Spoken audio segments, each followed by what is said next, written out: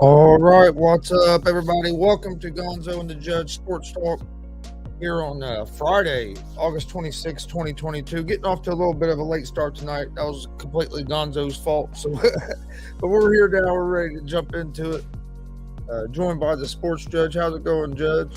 What's good, man? Hey, it's Friday, man. And you know what? I'm feeling good tonight. I'm feeling great. Let's have a great conversation about sports. Hey, without our viewers, none of this is possible. So, it's always great to have them join in and chime in and tell them what's on their tell us what's on their mind. It's just wonderful and great. Um, Gunzo, how are you feeling tonight? I hope you're doing very well, man. Oh yeah, doing good, man. Doing good. Like I said, took me a little nap while I was waiting for it. Over here on the east, it's a little bit later, but Yeah, it's still kind of usually that's kind of early for me anyway because I'm usually up late. But yeah, got tonight, you, got you, got you, but man. no, what do you think about the Lakers getting Patrick Beverly? You know what? Hey, Patrick Beverly is someone you would, tolerate if he's on your team. You would just put up with the nonsense if he's on your team. He's that player that you would root for if he's a part of your team. And he's not the most likable player. He is definitely an NBA villain. He has been regarded as a pesky defender. We all know how scrappy he can be. But he brings that toughness. He has that true grit. Hey, Gunzo, look, this is a player that everybody would love to have on their team. If he's not on your team, you hate him. You hate him, you despise him. You want no parts of Patrick Beverly if he's not on your team. And I know that this guy gets crazy. This guy, his antics, the way he behaves. I mean, it's crazy, right? Patrick Beverly to the Lakers is a great thing for the Lakers because defensively the Lakers weren't that great last season. They struggled defensively. They didn't have a solid defender. Now they do with Patrick Beverly. And Patrick Beverly, as we all know, he's that in your face, guy. He brings that intensity. He brings the energy night in and night out. He's a pesky defender. We know that about Patrick Beverly, right? He's never played a game with the Utah Jazz. I know he's saying hallelujah today because I saw his Twitter and he said, I woke up a Laker, let's go. No one wants to play in Utah anymore because they know Utah is a dumpster fire. Utah is not, in position to win the NBA championship. At least with the Lakers, Patrick Beverly teaming up with LeBron knows he has a better chance. I'm not saying that the Lakers are going to win the championship, but what I'm saying is that they got a better chance than what the Utah Jazz have. So now we're going to see a guy who's going to jump on the scores table if they win a play-in tournament game. We're getting a guy that's going to get under people's skin. He's going to say some ridiculous stuff to them. He might even shove them from behind for all we know because that's how Patrick Beverly is, right? And a lot of people don't like his antics. They don't like his attitude. It's his attitude that turns people off, and he does have that badass attitude about him, right? That's who he is. But I think the bigger question, Chris, and I just did a video about this before we came on. I think the bigger question here, since Russell Westbrook is on the team, can he coexist with Russell Westbrook? Now, we know that these two players have had beef in the past. I don't know if they're going to squash that beef if they're gonna put that behind them now that they're teammates. You know, they're gonna have to figure it out. But if they're gonna be bumping heads because they do have similar personalities, if they're gonna be bumping heads, that could be a problem for this Laker team. You know, that could divide the Laker locker room. It could kill morale. You know, you already seen that Russell Westbrook's presence alone has messed with the chemistry a year ago, right? The Lakers, they played like hot trash a year ago, and the team was completely a dumpster fire after acquiring Russell Westbrook. I don't know if they're still trying to figure out a way to get rid of him. I know it's going to be hard for a team that's willing to pick up his contract. You know, right about now, the Lakers are stuck with him. I would like to see the Lakers get rid of Russell Westbrook, trade him to your Indiana Pacers for a guy like Miles Turner or Buddy Hield. You know, I mean, that's what everyone is talking about, right? We'll just have to wait and see what happens. They've been saying that all off season, and Pacers already laughed at Russell Westbrook once. I don't think they're thinking Westbrook, but I don't know, man. I don't really think this trade helps the Lakers that much, because you still have Westbrook on your roster, and you're still not going to be very deep on your bench because you have Westbrook on your roster. I mean, yeah, don't get me wrong. Beverly could be. Don't get me wrong. Beverly could be a good addition, but I don't think, to me, it don't change. I had the Lakers as a play-in team, and that really didn't change nothing for me by adding him. Now, if they were to get rid of Westbrook and be able to add a couple guys to help strengthen that team, then I could see it being a good move. But I just don't see them getting rid of Westbrook this year because of the contract. Just nobody wants to take over that $47 million. Right. And see, that's the thing right there. Like, who wants that? Like, who wants that headache, right? Who wants a Russell Westbrook, a guy that misses a ton of shots, a guy who can't take care of the basketball, turns over the damn basketball on nearly every possession. I mean, he went from a triple-double machine to a turnover machine. Like, it's crazy, you know, how poorly this guy played a year ago. And I think the Lakers were better off without him. But now they're stuck with him.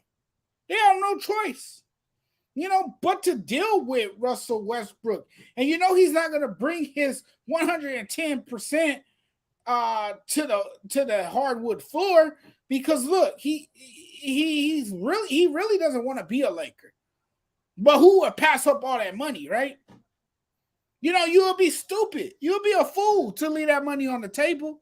So of course he was going to opt in. You know, I was mad about it at first. You knew how I felt about it. I didn't want him to opt in. I actually wanted him to opt out and say good riddance to Russell Westbrook. You know, we don't have to see you ever again. You don't have to come back. You know, but like I always say, the reason the Lakers acquired him is because he's a Long Beach native. You know, he grew up liking the Lakers, and the Lakers thought they were getting the second coming. They thought they was getting the second coming. Look, this might sound silly to you, but they thought they were getting the second coming of Kobe Bryant. Because he is a fierce competitor. You know, he does have that Mamba mentality, but he doesn't match his skill set because he can't make a freaking damn shot. Yeah, but the Lakers wasn't expected it. The Lakers wasn't the ones that wanted Westbrook. It was LeBron James that wanted Westbrook. LeBron James talked the Lakers, plinking them into getting Westbrook. Right, because LeBron James is trying to play GM, and bro, you're not a GM. Lakers was talking about bringing in Hill. You're a basketball player. Yeah, they were talking about trying to bring in Hill and them guys before they ever went and got Westbrook. But LeBron is the one that wanted Westbrook, right? And they done that, and right. It hasn't worked out at all. It hasn't worked out at all. The Lakers have been an utter disaster, and we saw that last season. And I'm scared that we're gonna get a repeat of what we saw a year ago. What's up, Eddie? What's up, Eddie? because this Laker team was just hot trash last year, and it was absolutely, as a Laker fan, Gonzo, I can tell you it was hard to sit through a Laker game. I struggled so many nights sitting through a Laker game that my eyes hurt just looking at the TV. You know, there was nights that I literally wanted to take my remote and just throw it at my TV and break my TV. There was nights that I felt that way. Yeah, but was it all Westbrook's fault? That's what I've asked Laker fans this all season. Was it all? Can you blame the whole debacle of the season on Westbrook? Well, Westbrook is gonna take most of the blame because of who he is, right? He's you know, one of the most known players around the league, right? We all know who Russell Westbrook is. Also, he was traded to the Lakers. And a lot of people thought he would be an upgrade to the Lakers. So, of course, when things don't work out, he's gonna take, 80% of the blame, right? But like I've always said to you, Chris, everyone takes the blame. LeBron James takes the blame. Rob Pelinka takes the blame. And it really starts with the front office. It really starts with Jeannie Buss. See, she takes a large percentage of the blame for how everything turned out last season. It was a nightmare out of hell in LA. Figueroa Street was, hunted. You had ghosts standing on every corner. You had zombies walking the streets. I mean, it was a nightmare out of hell on Figueroa Street outside of Staples Center, Crypto.com Arena, or whatever the hell that place is now. I mean, it was just a complete nightmare. And the Lakers just didn't play their best basketball, despite the fact that they had so much star power. But older veteran players in LeBron James, Russell Westbrook, and then you have Glass Man, of course. Yes, I call AD Glass Man because this man is so fragile. He cannot stay healthy. He cannot give you a full 82-game season. We haven't seen that yet from him. And this is a guy that LeBron James is going to be passing the torch to when it's time for him to walk off into the sunset. I'm not so confident that you want to hand a guy like AD the torch, because AD is always out with an injury. I mean, I said this time and time again, outside of Crypto.com Arena, you might as well park a damn ambulance out there because he's always injured. You got to be prepared. When he goes down to the floor, every damn Laker fan is holding their collective breath. Oh, my God. Oh, my God. Is AD going to get up okay? That's the reaction to most Laker fans when he does crash to the floor or when he falls to the floor. So it's always a matter of time before this guy gets injured, because he can't stay healthy. He got a long list of injuries. If you look at the medical report, oh my God. And all the injuries that have piled up over the years, they're lower body injuries. Most of those injuries are. I don't know if it's the physical trainer that he's training with. I don't know if his bones are weak. I don't know what the problem is, but the guy cannot stay healthy. And the Lakers, man, they're going to have to get more production out of AD. They're going to have to get more production out of Russell Westbrook. But they're not going to get that production out of Russell Westbrook because Russell Westbrook is really not happy with his current situation. He's more or less putting up with the situation, which is why he opted into his contract, because to him, it's more about the money than it is about winning a championship. About any player in that league would have opted into that contract. That's just, that's yeah. You know what? Knowing me, Gonzo, I probably would have opted into the contract too. What the hell? Not good. But my thing of it is with the Lakers, real quick before we move on, is that all this stuff you're saying about Anthony Davis about being injured, that's true. But it wasn't like that he was known for his health before he got to the Lakers. So the Lakers knew about that when they went after him to get him. That this guy hasn't always stayed healthy. has had trouble making it through a full season because he had these injuries in New Orleans as well. So Right. it wasn't like this was a new thing. The Lakers should have expected this when they went and got Davis. Right, which is why New Orleans didn't hesitate to move on from Anthony Davis, right? Okay, oh, you want him? You can have him. We'll give him to you as long as you guys give us your future. We'll take him. As long as you guys are willing to mortgage your future like the Lakers did. Oh, we'll give you Anthony Davis. Oh, bye. See you later. You could go on that team now and be injured and stand on the sideline wearing your high priced Gucci shirts and your Gucci sweaters and your ripped jeans and your fancy J's and your nice fresh kicks. You could be in Hollywood now. Where you probably would fit in. All the fans are just thirsty for you in LA. As delusional as the fan base is in Los Angeles, now we got Anthony Davis. We're gonna win a championship. They did. The Lakers won a championship. Yes, some people say there's an asterisk next to that championship because they won it in the Orlando bubble, right? There was a stoppage to the season. The team didn't travel. They stayed confined to a bubble. You're hearing all that stuff, right? I mean, hey, the Lakers won the championship, but can they do it in a full season outside of a bubble? And can they travel and can they stay healthy during the playoffs? That question remains to be seen. Yeah, no, it does. And I don't think they're much closer to winning another championship now as they were before they got Beverly. No. Hell no. Hell no. I still think there's a lot more Lakers going to have to do.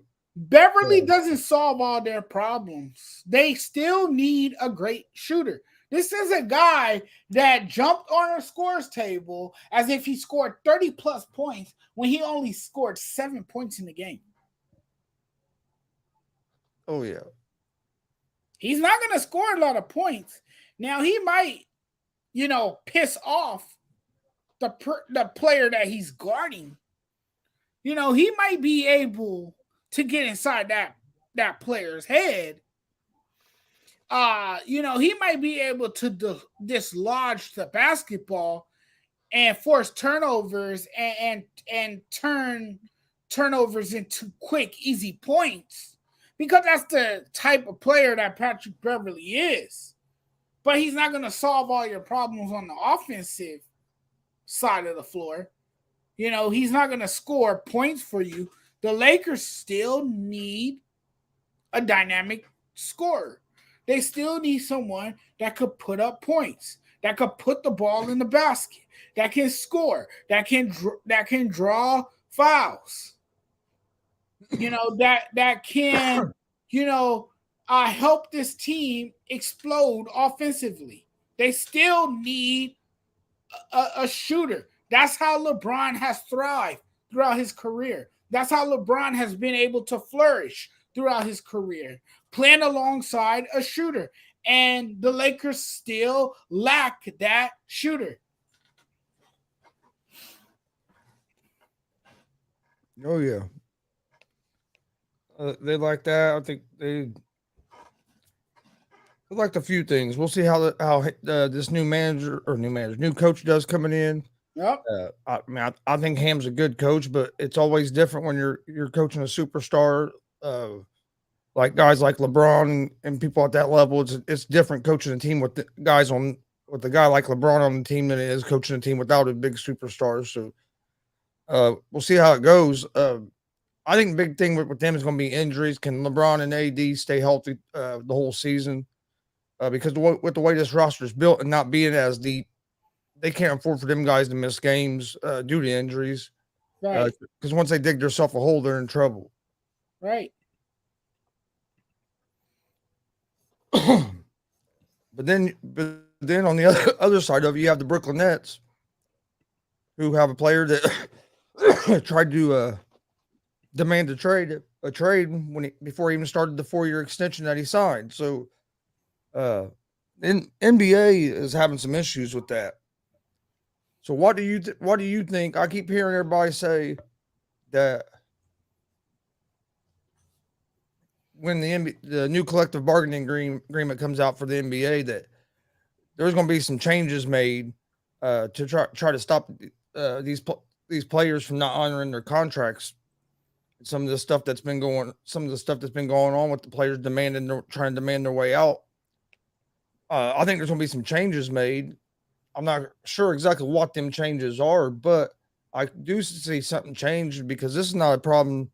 If this keeps going in the direction it's going, the NBA is going to have a big problem, uh, even bigger problem here before too long, because you basically have the players running the league, and at a point it's going to come to a head, and there's going to be a big mess. I think the NBA realized that, and I think the owners realize that. And I honestly think that Yeah. the Nets standing up to KD and saying, "Hey, we're not trading you." That was more than just about the Nets. I think the Nets are actually taking a kind of a stand for the owners as well as, "Hey, enough is enough. Uh, we we sign we sign these contracts, and we're just not going to move you guys every time somebody cries that they want to trade."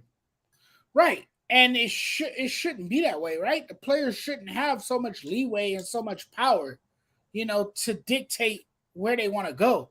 That has become a problem in today's NBA, right? That players, they whine, they cry, they pout. You might as well leave a box of tissue by the sideline since they're gonna whine and pout so much about wanting out of a team because something doesn't go their way or they just want to take the easiest route to an NBA championship. We've seen that because this is a league with a bunch of pansies and a bunch of softies, right? Like I always say, you got to man up, honor your contract. You locked yourself into a contract. No one told you to sign your life away. You saw dollar signs and you went, oh gosh, this is a lot of money. I can't turn this down. This is an offer that I can't refuse. So I'm going to sign my signature and commit to playing with this team.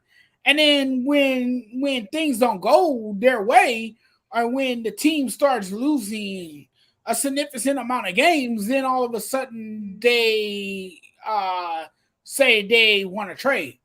All of a sudden they're demanding a trade out out of town, or they just want to get a change of scenery and go play for another team. Suddenly they want to join a team with their buddies where it's already stacked, where it's already a team that's already built to win a championship. And we're seeing that quite often, right? And to me, that takes away the excitement. That takes away the fun of basketball, right? And that's something that we didn't see too often in the 90s. A lot of these players, man, they stayed loyal. They did it all with one team. They didn't bounce around. Players didn't bounce around the league like they do now. You might see this guy in Sacramento. Then next season, you see this guy in Portland, or you might see him on the Lakers. Then you might see him on the East Coast somewhere. He in New York or something. I mean, it's just crazy. It's just ridiculous. It's gotten out of control, and I think now in this next collective bargaining agreement, the NBA got to put his foot down and say, "Hey, we're not going to put up with this. Okay, you got to honor your contract. You can't ask for a trade when something don't go your way. Deal with it. If your team is losing, I don't know. Do whatever you can to help deliver for that team. You as a superstar player, try your hardest to lead that team. Or demand for some more help. Go to the front office, sit down with the general manager, and say, hey, you know what? I would like for you to bring in some role players that can, help me win or help me and my team win an NBA championship. Instead of asking for a trade, instead of going to the front office and demanding for a trade. I mean, to me, that's a cop-out. That's the easiest way out, is to ask for a trade and go to a team that's already built to win. We see that with Kevin Durant. Kevin Durant wants out all of a sudden. And I find it interesting that the two teams that he listed were teams that were already stacked to win. He wanted to join the Phoenix Suns possibly and team up with Devin Booker and of course, Chris Paul to try to win a championship. Now, I will say this, that team would win a championship with him on the team. Of course, just like Golden State won when he was there. Then he leaves Golden State, goes to Brooklyn, says, I want to join Kyrie Irving so we could build something special. I mean, what happened? They didn't. They could have built something special, but they ended up losing in the first round, early playoff exit. Because there was nobody knew each other on that team. And it was just simply hard to evaluate the team. So I'm tired of these players whining and pouting, and when things don't go as planned, all of a sudden they want to demand a trade. No. Honor your contract. Be a man. The money was nice.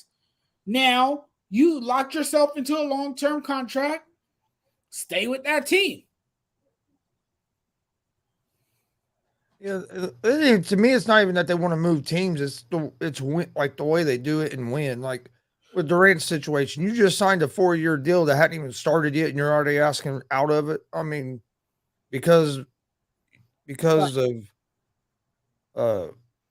because the team didn't want to sign Kyrie to a long-term deal, or because of this or because of that.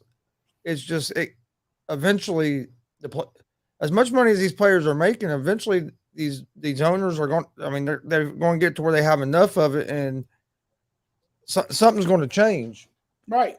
And these players have fought to get power, which I understand the players do need. Is it good for the players to have some kind of power, or that power? But now they're with some of the stuff they're doing, they're jeopardizing losing a lot of the stuff that they've worked to try to get, to gain some of that power, to have choices, and you're going to start losing some of that in these collective bargaining agreements because of the actions of, I'm not even going to say the whole league, but of some of the league. So it was starting to get where it's not just, and don't get me wrong, it's starting to affect other sports too. I mean, look what we're getting in the NFL now with players demanding trades, or they're going to set out and stuff. So I mean, the NBA is not the only league that is starting to face this problem. Yeah, it's a bunch of soft players now playing. It's gotten worse in the NBA. I think it's worse in the NBA than it is in other sports right now. But it's the other sports are seeing it too. So it's something that all around that I think could be a problem here over the next few years. Right. And if it's not addressed, it's going to continue to get It's going to continue to get worse. It needs to be addressed. It's time that the Players Association and that these leagues, put their foot down on these players and say, hey, no. It's not going to be that easy for you to just move around from team to team anymore. And I think that's what makes this a watered down league now, because you got these players now that want to form super teams. And again, they just want to take the easy way out to win a championship. And we've seen over the years that you can still win an NBA championship, if you stay put, if you have a little bit of patience. We saw that with Giannis in Milwaukee. He signed a contract extension, agreed to stay long-term with the Milwaukee Bucks. And look what happened. He helped led the team to championship, their first in 50 years. Yep. So there you go. And Damian Lillard, as bad as Portland has been, Portland's not really going anywhere. They're not, in contention to win a championship. He is still showing his loyalty to that franchise and has decided that he would most likely finish his career in Portland, despite the fact that the team doesn't nearly have the pieces around him to be as great as the Golden State Warriors, the Phoenix Suns, the Dallas Mavericks. Hell, I even put the Minnesota Timberwolves on that list. I mean, the Portland Trailblazers are not that good of a team, but yet Damian Lillard, is committed to playing in Portland. It's amazing to me, but yet we still criticize the man because we say that, well, he should leave. Well, I'm gonna say people say he don't care about winning because he hasn't left. So either Right. way, players get Right. shit on over it, because if you leave, then you're chasing. But then when you chasing, right? Then when you stay put and Right. that team isn't, you're not having success with that team, then you're all about the money and you don't care about winning. You don't. So as sports fans, I think fans need to decide what they want as well, because we can't bitch both ways. Right. That's being hypocritical. It's being hypocritical. You can't say one thing and then expect another. You just can't do that. But a lot of fans do that. So it's like I always say, it's damned if you do, damned if you don't. Yeah, because I know when Lillard signed that deal to stay in Portland, that's all I heard people say. I don't want to hear him complain about not winning. He just cares. He don't care about winning. He just wants the money. And it's like, for one, how do you know what this dude wants? Are you live in his head? For two, yeah. Why do you care why his motivation is to be with that team? That's his business. They said I'd rather a guy make the decision of staying there than see a guy leave to go to other teams every other year, because no matter where he's at, he can't be happy. Well, they said the same thing about Bradley Beal too, staying in Washington. Maybe it's not just it's nice to get that enormous contract, sure. You're getting paid a lot of money. You're stacking your bread. Absolutely. But maybe he really truly loves playing for that franchise. Well, and what I don't think the casual fan gets is the way the contracts are structured, and they're structured for a reason. They're structured to try to entice players to stay with the team that they're at. So a lot of these players, they lose money if they can make more money by staying with the team they're with than what they can if they leave. Right. So a lot of these players, if they leave, if they leave, they could leave 30 million on the table. Like Irving, for example, if he wouldn't opt into his deal and he would have if he would have opted out and they just let him go, or if he went and played for the Lakers or whatever, he was going to lose like $30 million out of that, because he can make that more. He can make that money with Brooklyn that he's not going to be able to make going somewhere else in the first season. Right. And I think a lot of fans forget that some of these players we're talking about, they don't care about winning, or they would have left, is, well, the difference between them staying and leaving might be $30 to $40 million or more. That's a lot of money to leave on the table, especially if you're a guy that hasn't already had one of them max contract deals. Right. Exactly. That's definitely a lot of money to leave on the table. And I mean, it's tempting. It's tempting to, say, yeah, I will take this amount of money. I would be foolish to turn it down. So sometimes when dollar signs is in your face, I mean, the temptation is there, and it's just too difficult to resist, to turn it down. We've seen that with players over the course of their careers. But you can't please everyone. There's going to be criticism either way. Whatever decision you make, there's going to always be someone to criticize it. And I feel like these players do what's best for them and their families. Yeah, I mean that's what they should do. Absolutely. I mean, that's what I would do. I'm doing what's best for my family. To hell what you think, or to hell what you say.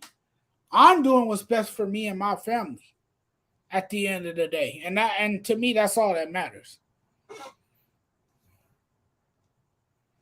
Reggie Miller stayed. Yep.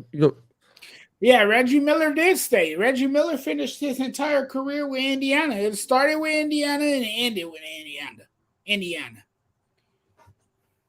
Yep. Kobe's too. Even though he became very frustrated with the situation there in LA, a disgruntled Kobe demanded a trade at one point, and it almost happened to where he got traded from the Los Angeles Lakers. But then that's when the Los Angeles Lakers hurried up and decided that they would make a trade to acquire Paul Gasol, and that made Kobe satisfied. Kobe after that was willing to finish his career as a Laker because the Lakers finally gave him that superstar player to play alongside him to help him pursue a few more NBA championships. Yeah, it's going to be interesting to see what happens with the NBA this season. With what happens with the Nets, with Durant and Nash and all them staying together. What's going to happen with the Lakers now that Beverly's over there? How many games can them or Beverly and Westbrook going to be able to play together before they're fighting? So I think it's going to be interesting. But let's move over to the Major League Baseball because the Mariners made a move today that I think surprised a lot of people, and one that you don't see a whole lot of, as they signed or reaching a deal with Julio Rodriguez, who a lot of people I think forget is a rookie, to an extension that's at the bottom end is worth $200-something million guaranteed, but could be up to almost $500 million guaranteed over 14 years. And usually, I mean, they're signing this dude to an early deal. I mean, this guy's only played 105 games in his Major League Baseball career. Yep. You had him under deal still for a couple more years. So it was a little interesting for the Mariners to pull the trigger now. I think they're thinking if they do it now, maybe they're saving themselves a little bit of money in the long run. But I don't think they are, because say he signs this and he starts killing it, that contract goes up to up to close to 500 million then, and he's only like 21 years old, so he might have signed a 14-year deal, but there's still a chance he could re-up again throughout before his career's over. A lot of times we don't see these some of these long-term contracts with MLB work out where they stayed the whole time. But to me, it was just interesting that they got this deal done as he was a rookie, only after 105 games. I mean, I don't think this is a fluke. I think this is why he's going to be like most of his career, barring some kind of severe injury. But I mean, most of the time a team wants to see a guy do it multiple seasons before they just jump and give him a $200 to $500 million. So I thought it was a little interesting for them to do it this quick. Well, they're betting on him, right? They're betting on him by giving him a lot of money. They're basically investing their future on a player after, seeing what is a small sample size and they're going based on the small sample size. And they're committing to him long term because they really believe in him. They think that he is a huge part of their future. He is the foundational piece for the Seattle Mariners team, and he has been amazing. He had a rough start, um, coming into the season. I mean, and every rookie's gonna experience growing pains. Every rookie's gonna go through that, and he did in his first month. Uh, Despite the fact that a lot of that was simply because the umpires weren't always being fair, right? The umpires were seeing a bigger strike zone, and a lot of those calls were going against him when they really weren't strikes. But ever since the first month of baseball, Julio Rodriguez has looked like the AL Rookie of the Year. He has put up ridiculous numbers. He has improved vastly as the season has progressed. He has gotten better. And to me, he's running away with the Rookie of the Year honors. And he definitely brings the energy to that clubhouse. He has, been that player that's simply fun to watch. And he will put butts in seats in Seattle. So I think he's definitely that guy, but you're definitely betting on this guy by prematurely investing in him. uh what that tells me about this Mariners team is that they really really think they found their guy in Julio Rodriguez, and they know this is that cornerstone player that they could build around. But I'm like your dad, Tony. I think I would have waited one more year. Absolutely. And Frankie, yes, Jurassic Mathis. He saw my shirt. Yeah.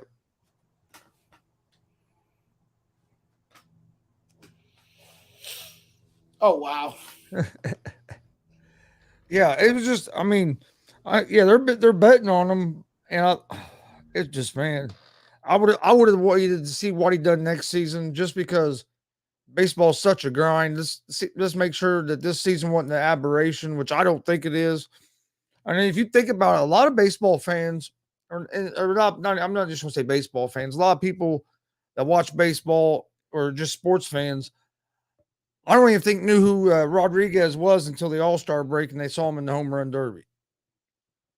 That's when most people got introduced to Julio Rodriguez.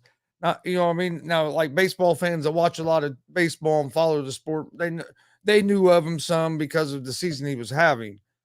But most people didn't have no idea who this dude was until he put that hitting display on at the home run derby over the All Star weekend, and that's when he kind of even that's when he really exploded with the fans. Uh, was that night when he got that little bit of a national spotlight and was able to shine. Um, I think this could work both ways. I think it could be work against the Mariners, and if he doesn't pan out to be the player they think he's going to be, but then if he does pan out, I think it also can work in the Mariners' favor because they might have saved themselves some money by getting this deal done early.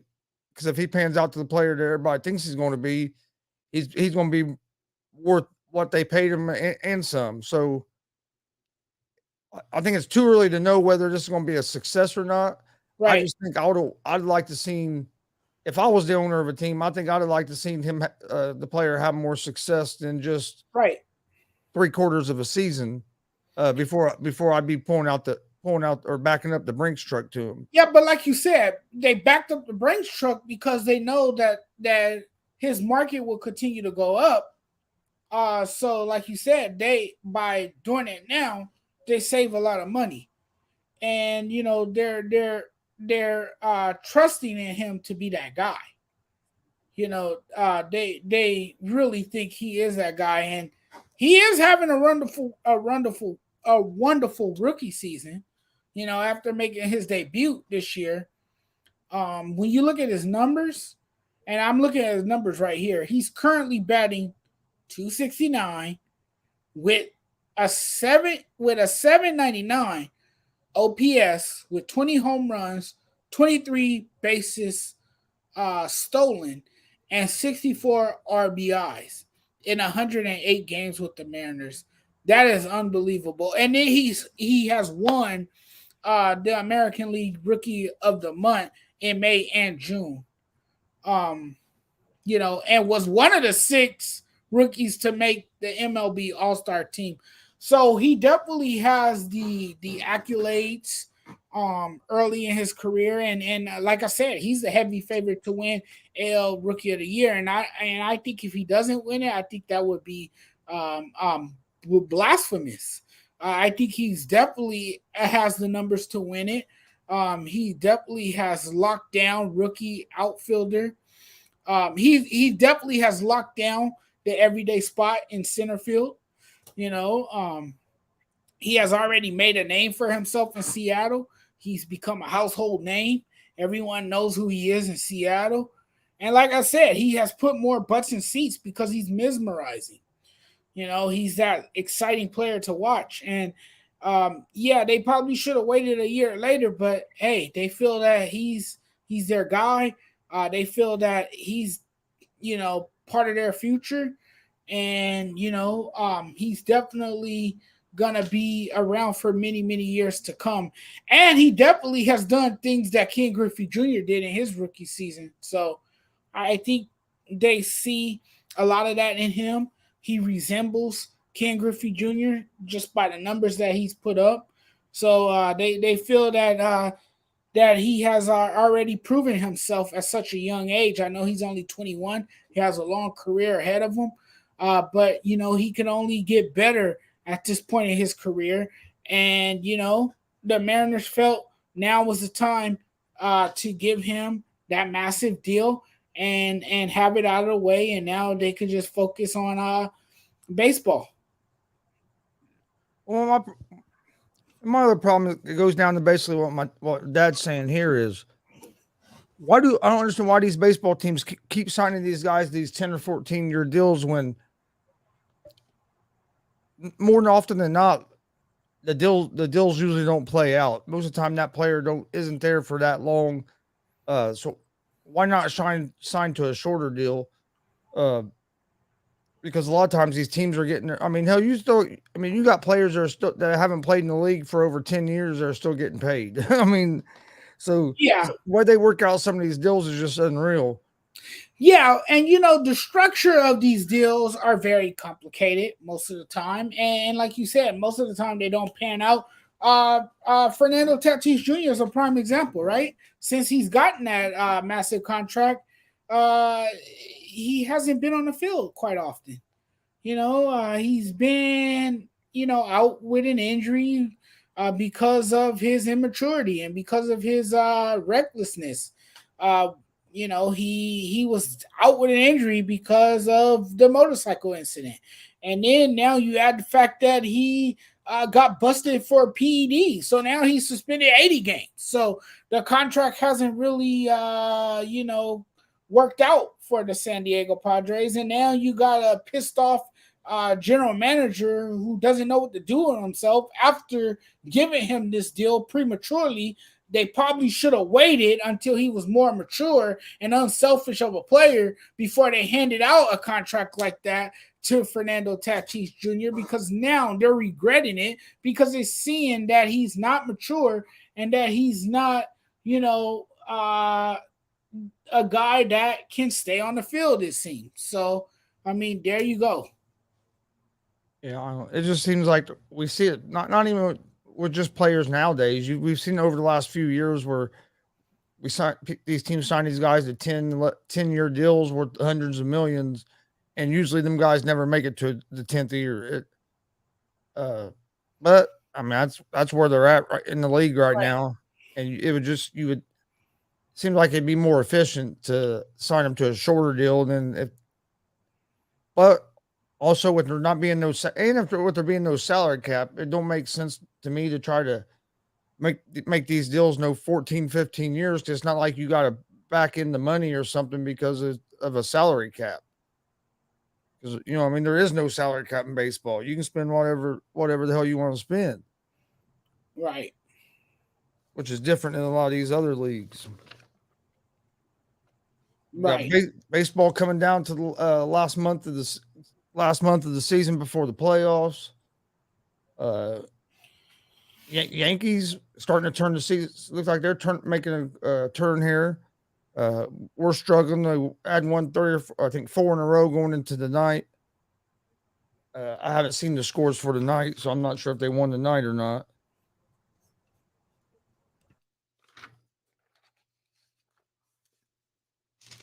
And then you have the Dodgers have been hot. But I'll tell you what, the Cardinals have really been hot.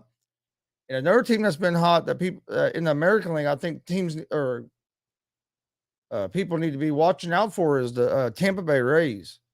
The Tampa Bay Rays have been playing some excellent baseball. I'm not sure what they done tonight, but going into tonight's game, they were 8-2 over the last 10 games, hitting 249 as a team with a 1.84 team ERA, and had outscored their opponents by 27 runs. So the Rays have been playing some good baseball. They got beat tonight. Of course, that's me saying that, but they got beat by the Red Sox 9-8 tonight. But over the last week and a half, 2 weeks, the Rays have really started to look more like the team I think people thought they would. And it's going to be interesting because if they can go into the playoffs hot, they're going to be one of them teams that could be scary to see in a 5 or 7 game series. Oh yeah, the Tampa Bay Rays, man. They once again they look like they could be one of those sleeper teams that just shocked the hell out of everybody like they did in 2020. I mean, I don't think anybody was expecting them, even though it was an abbreviated season. I don't think many people were expecting for them to make it as far as they did. And they surprised a lot of people. And what's amazing to me, Chris, is that that's a low budget franchise, right? They're a small market team, but they still find a way to win. And a lot of that has to do with the fact that they develop their players. They have a pretty good farm system, and they do a good job at helping those players make the transition, and they continue to grow as they get to the big leagues. And another thing is too, those guys have nothing to lose. They have nothing to lose because no one is really paying attention to them. The spotlight is not on them, so they can go out there and perform with no pressure. That's another thing. But I think the Rays are definitely a team that have made the solid argument that they're coming. And that they will continue to play hard. And I mean, there's an argument to be made that this could be one of the best teams in October. From the bullpen depth to the lineup depth, there is a share of talent on the roster, and they find ways to win. They have that winning formula suddenly, and the way the team has performed against elite competition, this isn't a team that anyone probably would want to face in the month of October. At least I wouldn't want to play them, but I mean, I don't think we should let the Rays fly under the radar. Braves beat the Cardinals tonight, so the Cardinals did lose tonight, but the Braves and the Cardinals have been two of the hottest teams in the National League, and they just happen to run up against each other tonight. But they both them teams have been playing real well here as of late. It's going to be interesting to see where the season goes this last month. Like I said, the Yankees were really struggling after the All-Star break, and they've seen the maybe have found a little bit of their rhythm again. But it's going to be interesting to see. Are the Mets going to be a team? Is it going to be the Dodgers? Who's going to come out of the National League? But then I think the same thing in the American League. I mean, the Astros Yankees are up 3-2 right now, bottom of the ninth inning, over the Athletics. Right. Well, see, here's the thing with the Braves. The Braves simply has an endless supply of productive hitters. 1 through 9, they have guys that can get on base and that can move the runners over and they can drive in runs because they, have power in their bats.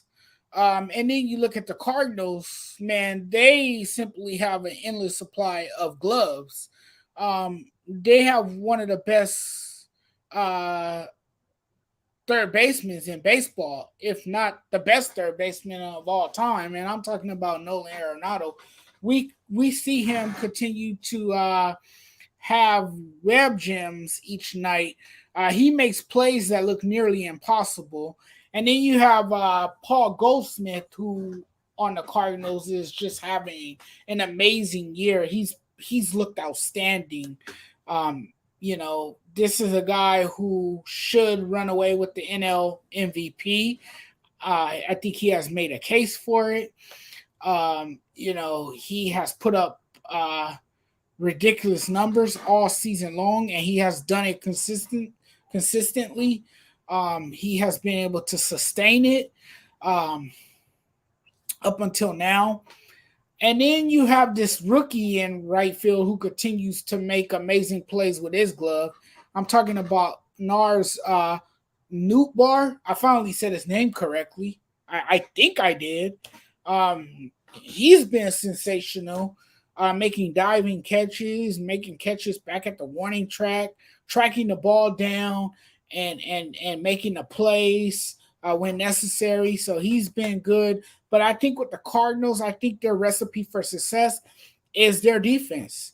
They make game-stopping plays, and they do a terrific job saving runs. And I think that's what has made them a very successful ball club.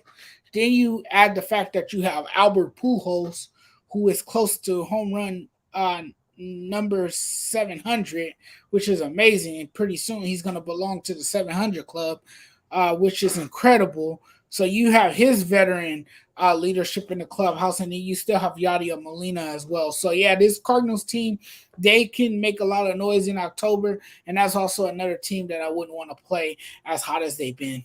Well, and the thing is, you mentioned Goldschmidt about running away with the MVP.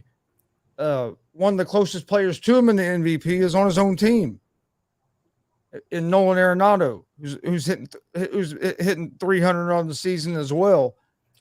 So you have basically on the Cardinals, you have two guys that are MVP candidates, and that tells you a lot about their team and how good they are, and how deep they are, and how much talent that they have on that roster of theirs. And then picking up Montgomery at the trade deadline really helped them, because that's what they were really missing, was a little bit more depth at starting pitcher. You add on. I know they really wanted Castillo, but the Reds weren't going to give up Castillo in their division, right? So they weren't going to get Castillo, but getting Montgomery was a good pickup for them, and he's pitched good for them since he's got there. That's a trade I think the Yankees might wish they hadn't have made. But Montgomery has pitched good for the Cardinals, and that's really, like I said, that was one of the spots they were missing. But it's going to be interesting to see how that plays out in the National League with the Dodgers, the Mets, the Braves, the Cardinals. All of them can be scary, and when you get into a 5 and 7 game series. Yeah, and we've seen. I mean, we've seen it because Chris, we're both baseball fans. And we've seen those teams surprise us in October. We've seen teams come out of nowhere and, have these magical runs. And the next thing you know, they're in the World Series playing for a championship. So you can never count these teams out. Looking at this Cardinals team and looking at the way the Rays are playing, those are the teams that can be this year's sleeper. And now you have the extra wild card game. So, that opens the door for a lot of other teams as well.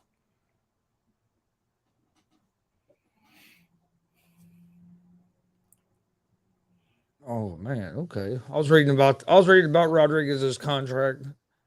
The Dodgers have been hot in the month of August, 18-4 in the month of August. So the Dodgers have really stayed hot, They're 41 day. Well, now that changed. which is They're 42-9 in their last 51 games. a good sign, especially with the after Kershaw was hearing about Kershaw's back starting to bother him and stuff. So them being able to stay hot is a good thing because they could rest Kershaw a little bit.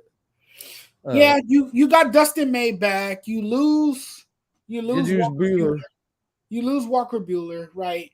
He's having season-ending surgery on his elbow, so you lose him. But you get Dustin May back, who looked solid in his first start. You still have Tyler Anderson, who was solid tonight, but then gave up a few hits, and Dave Roberts decided to pull him out of the game. And then you have Tony Gosselin, who I think should be in conversation for the Cy Young Award. Oh, if not the MVP award. I know they don't give an MVP to a pitcher, but the year he's having, it could justify giving an MVP to a pitcher. Yeah, absolutely. I mean, what is he now? 15, 16-1 or something like that? He's 16-1. Yeah, I mean, dude is he's been outstanding all season. So yes, he has. He really has. Been outstanding all season. It's gonna be interesting. We're just a little over 10 days away from some regular season football. Got a college football game tomorrow, and then coming up, I think next week the full slate. So and the NBA is just going to be a little over a month away from starting regular season as games as well. So sports world really getting ready to pick up here in the next 4 weeks. Oh yeah, we're gonna be busy, man. We're gonna have a lot of great content for all our viewers out there. NFL season is about to get underway. You're gonna have the MLB playoffs in a couple months from now, which should be exciting. I always look forward to postseason baseball. And then you're gonna have the NBA, you're gonna have the NHL. There's gonna be so much great things to talk about.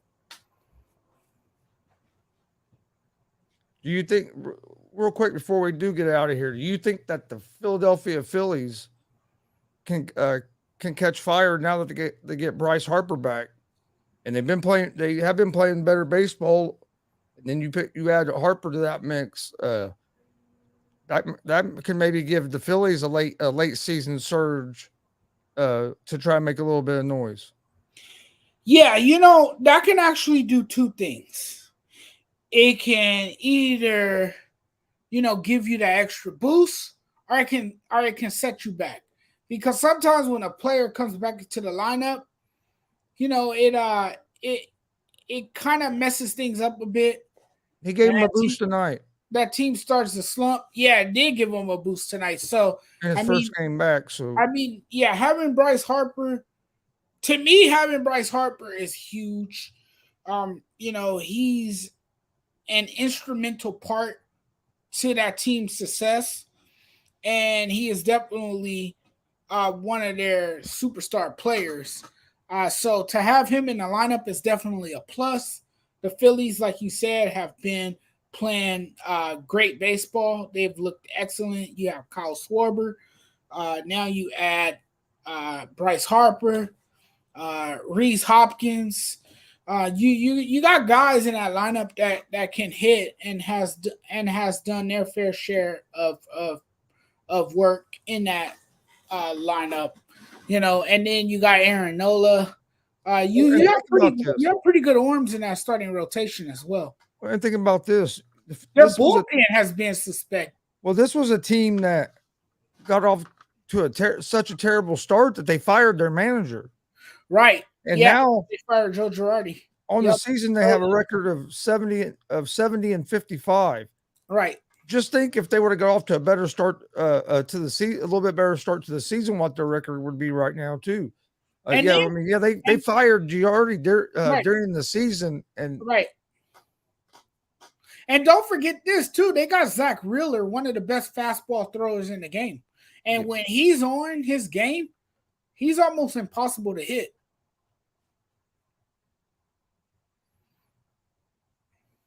What the hell they do? Give him a baseball bat? What's up, Greg? Thanks for tuning in. Yeah, what's up, Greg? Thanks for tuning in. I know he's looking forward to football season because he's a big Kansas City Chiefs fan. Yep. So I know he's ready. Them Chiefs going down week 3, Greg. Week 3 against the Colts, they're going down. I was looking at the Colts schedule earlier because we do that Colts show on Fridays as well. And dude, they play most of their division games in the first like 7 games of first like 7-8 games of the season. Wow, what a brutal stretch. Because they play like the first game of the season's a division game against Houston. Then they play Jacksonville. That's a division game. Houston is not a team to worry about. I think Jacksonville is a team that's gonna be better than what they were last year. And then their third game they play Kansas City, which isn't a division game. But then they play Tennessee, so that's right there 3 division games out of your first 4 games. They got a tough schedule to start the season. It seems. The Texans are not a team to worry about. Yeah, we will lose. That's definitely going to be the key to the game right there. Well, it all comes down to Frank Wright's game planning, right? It all comes down to that. Like sometimes he has the tendency to abandon the running game, which I never understand. No, Frank Reich wouldn't do that. Yeah, well, he's made it a habit of abandoning the running game. And we saw that on the final day of the season, right? I wish I had video of how many times I'm yelling at the TV about getting Jonathan Taylor back in the damn game. Yes, pound the football. Let him run. Let him run. Let him facilitate the offense. He has the speed. He has the stamina. Let him facilitate the offense and let him open things up for your offense. He wasn't as bad about it. Play action. You can get more creative on your offense. And Frank Wright is an offensive guru. So I don't understand why, he gets away from the run game so much when you have an explosive running back like Jonathan Taylor. He wasn't as bad about it last year as he was the year before. Right. And there'd be times final game of the season he did. They'd hand the ball off to Taylor 3 or 4 plays in a row, and dude would gain 9 to 10 yards each carry, and then he would take him out, and you might not see Taylor the rest of the drive. And it's like, what in the hell? Get him back out there. Last year wasn't as bad, but man, as bad it was the year before, but he's still done it some last year too, where if he would just keep feeding him. If the guy's gaining yards, and that's the thing about Taylor. There's not many runs that he loses yards on. He's one of them guys that he usually gains yards after contact. Right. He don't usually go down but on first contact very often. So he don't have many negative plays. So keep handing him the ball. Yeah, keep handing it to him and let him go to work. Let him pick up those chunk of yards and let him do his thing. That's going to be the big thing for the Chiefs. Is going to be their defense with some of the pieces they lost. If the pieces they brought in can step up, the Chiefs are going to be tough. I remember last year the Chiefs defense bailed them out in the second half of the season with some big plays. We got the Guardians and the Mariners tied 2-2 at the end of the 8th inning. So going to the 9th inning tie game. I'm going to check out that game after we end this show. I'm going to put that on. That's on Apple TV. It's a tie game. Had some NFL preseason NFL on the night. Colts play tomorrow against Tampa. I guess Tampa is going to play Tom Brady some tomorrow, which I don't understand. But the Colts are talking about playing some of their starters the whole first half, which don't make a whole lot of sense to me either. But what is the point? I don't know. That's what I'm telling my dad. All I'm worried about with that preseason game tomorrow is just getting out healthy. Nobody getting hurt. I ain't worried about nobody playing. No, sit those guys out. You don't have look, to play Sam them. Darnold got hurt tonight. I had to get called off the field. Spilled. What the hell? off Man, the they field already named their starter anyway, but still, it's just with a high ankle sprain. Yeah, that's too bad for Sam Darnold. But we all know who the starter is over there, and that's Baker Mayfield. We talked a little bit about that on the last show. If I'm interested in see how that goes, I can't wait. Football season, like I said, about 12 days away. Regular season, and hey, you'll be seeing a lot of football content coming out.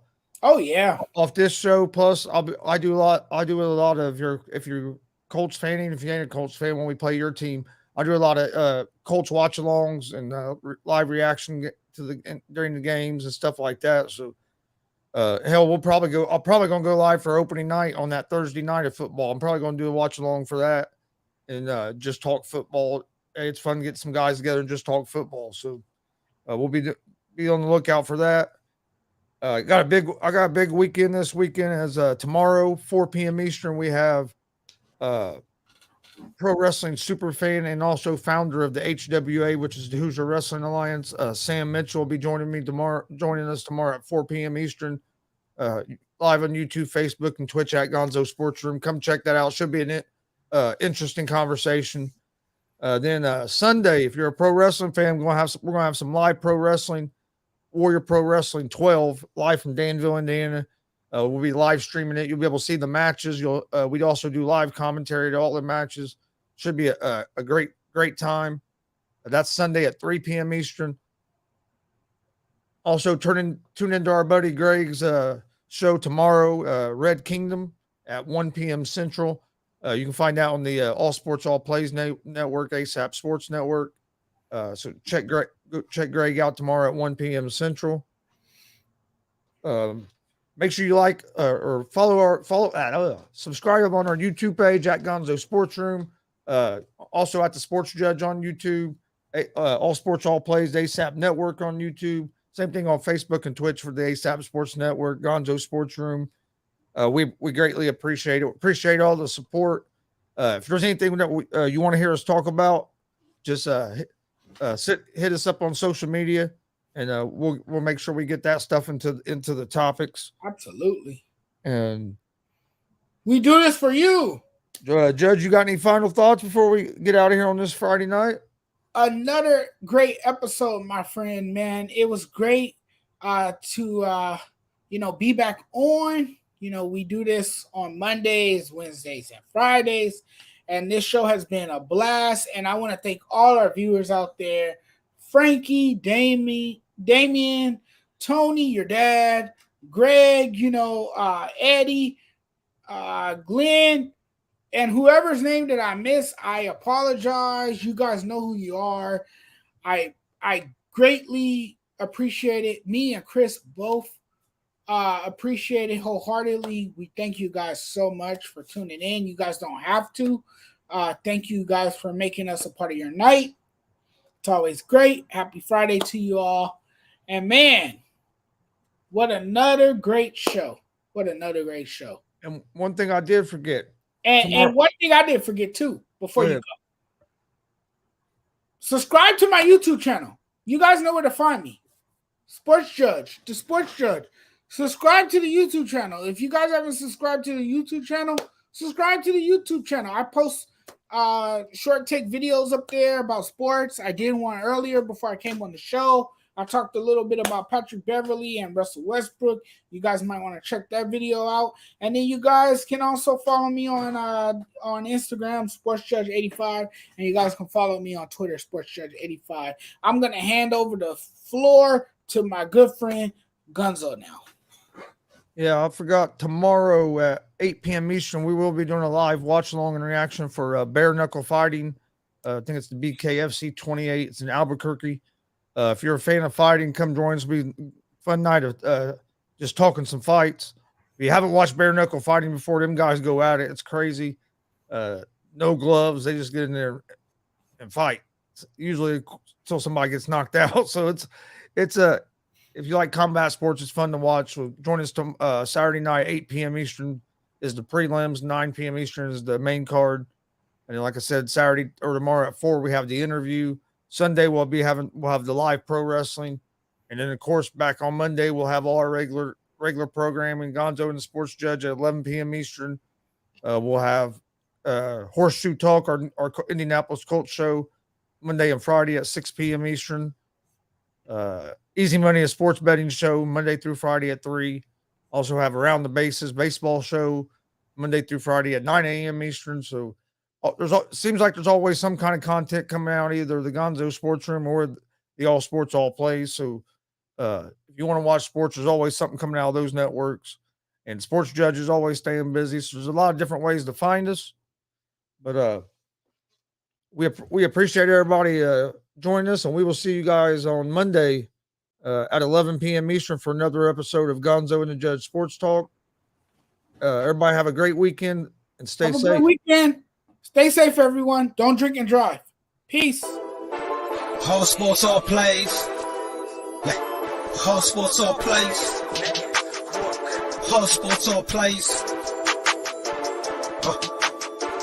365, we making up plays. You talking the game, get you through the days. We're high in the court, the dime in the lane. Variety topics living the same. All presentation, sports information. In the airways, taking the nation. All sport, all plays, like working your faces. Grace at the field, so tie the laces.